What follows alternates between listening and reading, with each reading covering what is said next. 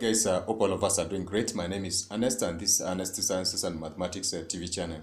In this particular discussion, I'm going to look at the concept of Chebyshev's theorem, and this is going to be a culmination of the special properties we had looked at from our first video on the concept of special properties of standard deviation, and they're going to shed light for us in trying to figure out what basically the concept of Chebyshev's theorem's argument is. So in this case, we're going to look at, in this particular case, but we're going to have a recall from our last discussion on the concept of a symmetric distribution, whereby I said that basically we're going to have an approximate number of data values falling within a range of 1, 2, or 3 standard deviations of the mean. And therefore, we had said that approximately for a symmetric distribution, approximately 68.27% of the data values are going to fall within one standard deviation of the mean. And subsequently, we said that 95.45% of the data values are going to fall within 2 standard deviations of the mean.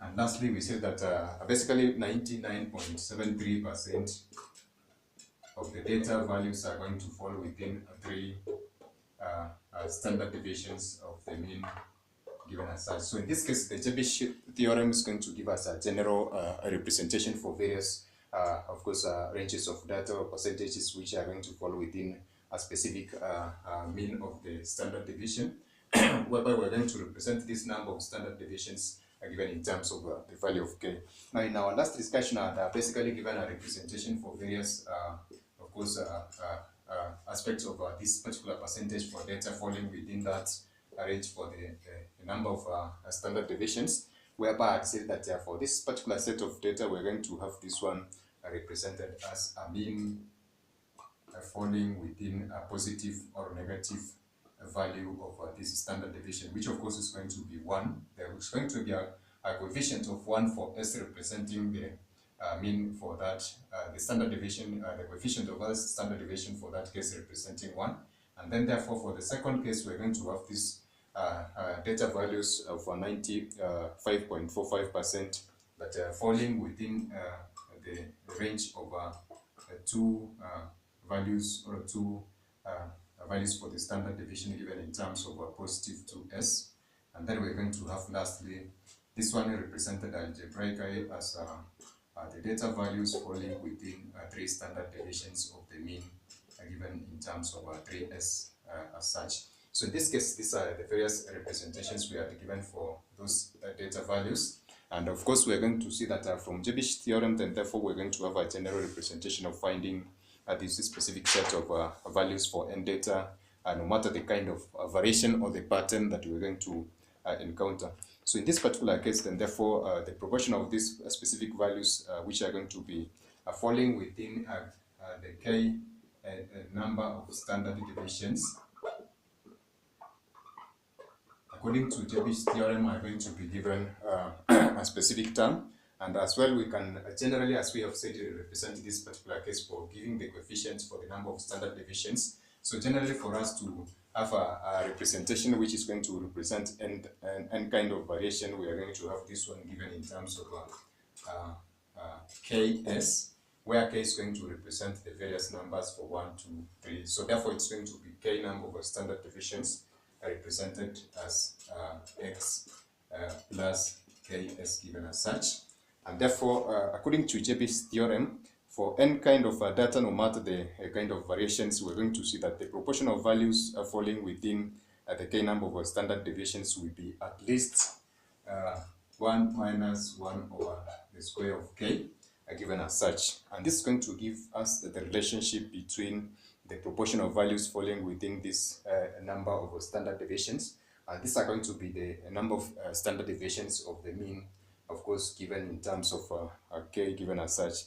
And therefore, we're going to see that this basically can be illustrated in form of an illustration. And perhaps I'm going to give a specific symbol example for us to comprehend this particular value of the 1 minus 1 over k given as such. So in this case, suppose we have a particular kind of data. Let's give it a specific representation. So suppose we have a specific kind of data being represented by that particular variable, or a distribution being represented by that specific variable. We're going to have the mean of this variable given as such, and in case we give a numerical figure for this specific mean, then we're going to give it in terms of 50. And then if we have a standard deviation which is represented as perhaps a numerical figure of 6, we can be able to ascertain the percentage of numbers that are going to fall between a specific range. Now suppose we consider this specific set of values for the variable x. We had said that this one can be given generally as x1, x2 to xn. Now we can choose two arbitrary numbers for this specific set of data, perhaps giving this one as 38 and 62 for a specific set of data. Now these are going to represent either of these values for x1 or x2 of this particular distribution which I've given. Now if we are to consider the percentage of values which are going to fall between these two specific set of distribution from this variable, considering that the mean of this specific distribution is 50 and the standard deviation is 6. Now using that concept of Chebyshev theorem, then therefore we can have a case whereby we are going to represent this one in terms of this particular representation. They said basically that we can consider the variation from the mean by finding the difference between xi minus the mean. But in this case, we have been given a negative and a positive value.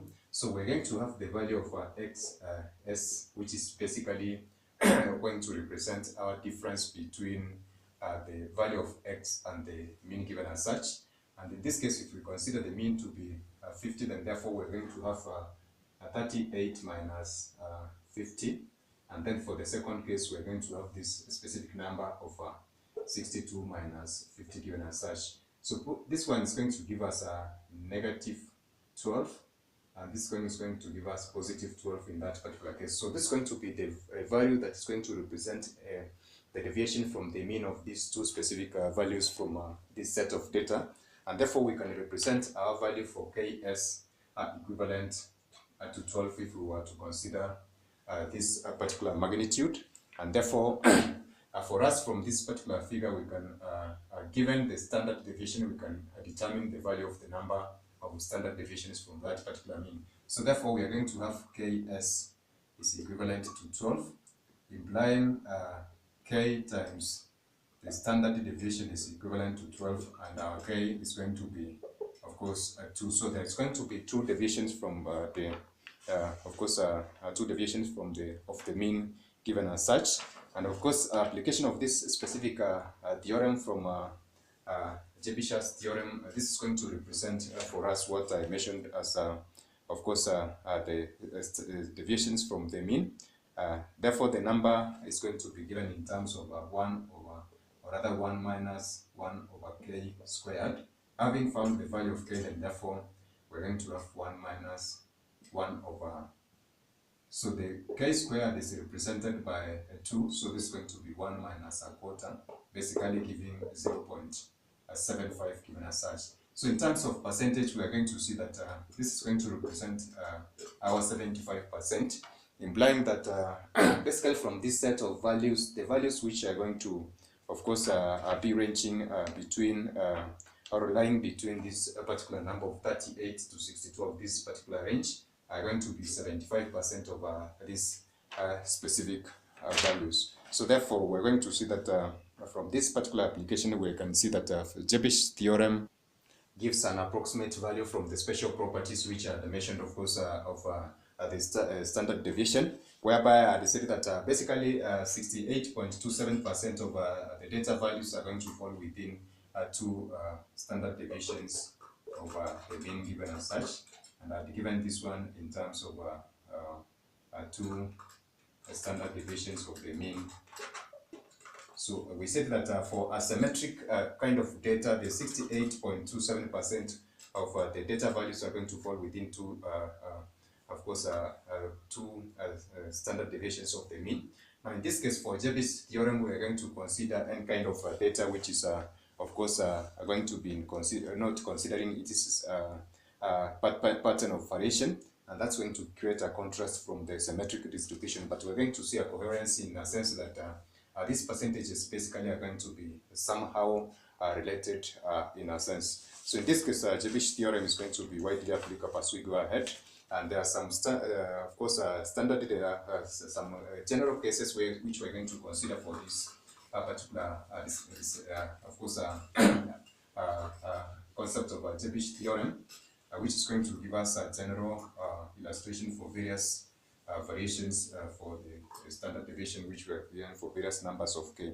So in case we have a set of data given in terms of x, a variable x given in terms of x1, x2, to xn, we can give different variations of this standard deviation or deviation in terms of k, whereby we're going to see that if we have these particular values of x1 plus k, x2 plus k, going in that particular order to xn plus k, we're going to see that the standard deviation for this particular range of values is going to be given as s.